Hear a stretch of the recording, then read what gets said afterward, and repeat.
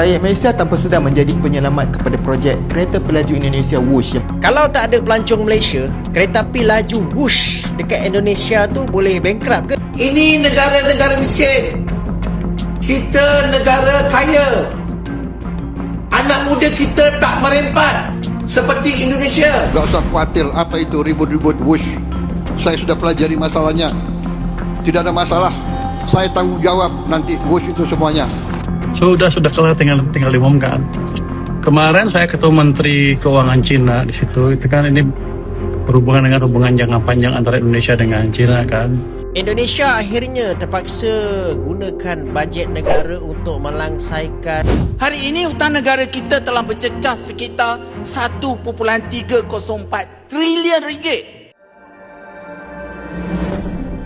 Malaysia selama ini lantang menghina Indonesia sebagai negara miskin dan penuh utang. Proyek kereta cepat pun dijadikan bahan ejekan, seolah Indonesia sedang menuju krisis. Narasi ini terus diulang, sampai banyak yang percaya bahwa Indonesia jauh lebih buruk dari Malaysia dalam urusan ekonomi.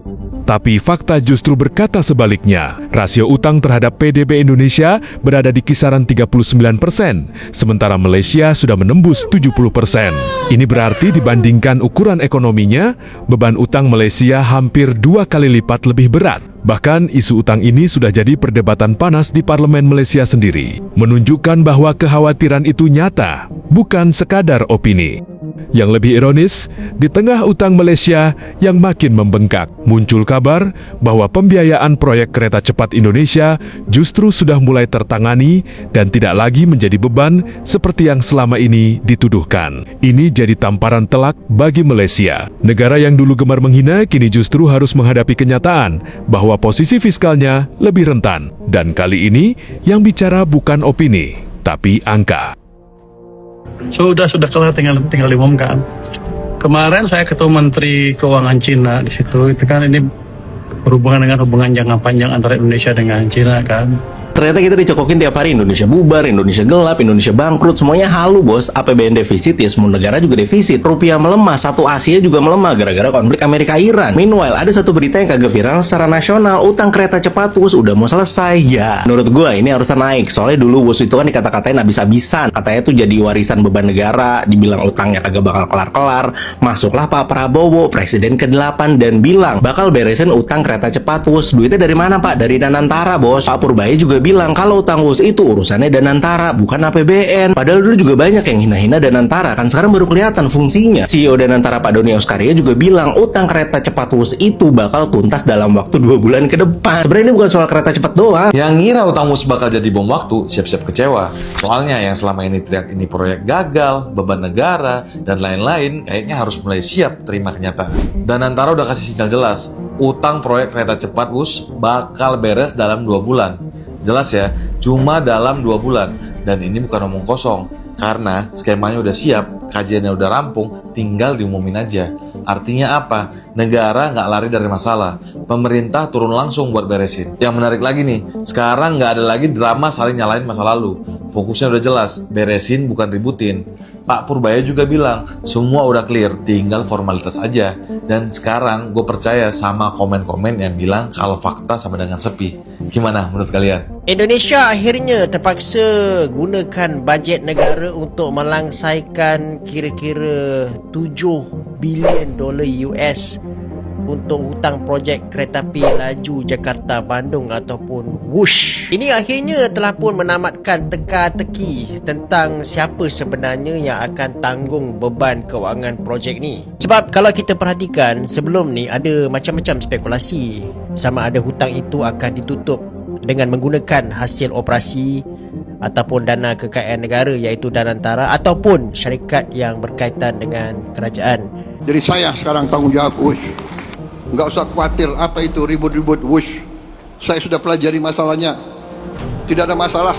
Saya tanggung jawab nanti Wush itu semuanya. Indonesia bukan negara sembarangan. Kita hitung, nggak ada masalah itu. Ya. Jadi PT KAI nggak usah khawatir.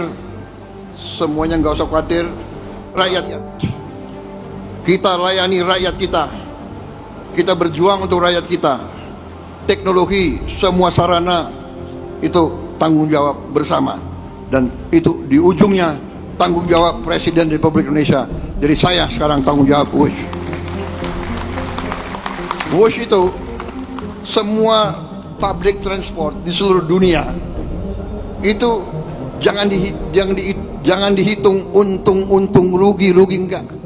Hitung manfaat enggak untuk rakyat. Di seluruh dunia begitu.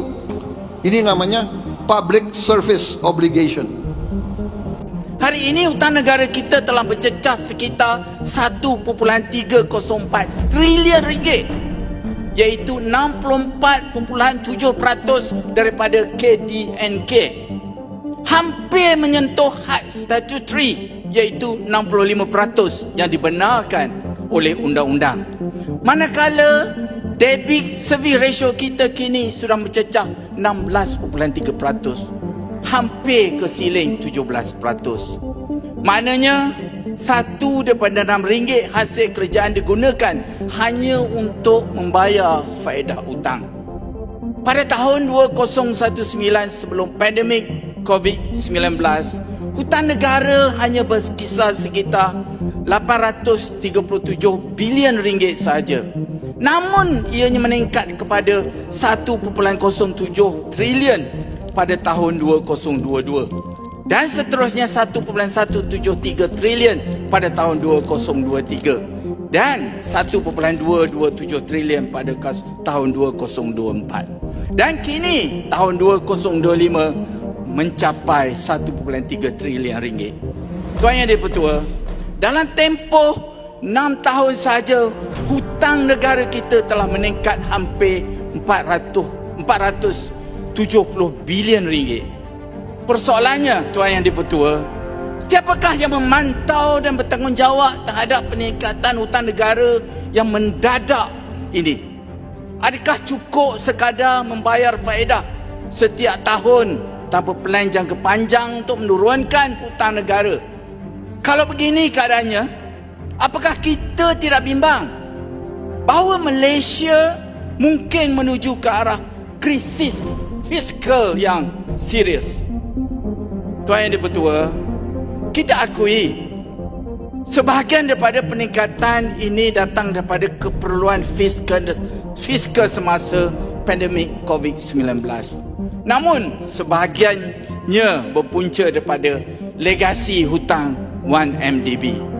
Menurut laporan media, setakat 17 Januari 2025, jumlah dana 1MDB yang berjaya dikembalikan kepada Malaysia adalah sebanyak 7.741 bilion US dollar.